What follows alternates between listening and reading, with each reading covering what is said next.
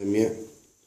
اليوم نتكلم عن موضوع كيفية قص الريش حول منطقة البطن الإناث والذكور لبعض أنواع الكناري. يعني بس الكناري شكل اللي يكون ريشة كثيف، وباقي أنواع وبعض أنواع مثل المفتل ومثل البوردر أو مثل الكريز هاي أو مثل الجلوستر، والباقي ما يحتاج. أهم شيء يكون لما ننظر إلى المنطقة البطن نرى المخرج مال الذكر موجود. هاي ما يحتاج أي قص، بس حتى نوضح كيف يتم القص.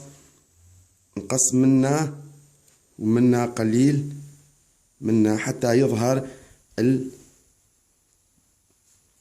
منطقة الخروج الذكر أو الأنثى. وأهم شيء ما نقص بشكل يظهر الجلد الطير، لأن إذا ظهر الجلد قد تمرض الطير، وهذا أكبر خطأ يسوي. أو لن نقص أي ريش من منطقة البطن ذكر أو الأنثى اللي نراه هنا، لأن هاي حساس، وهاي يتم من خلاله عملية تحويل الكروموسومات أو تحويل الحيوانات المنوي اللي نراها.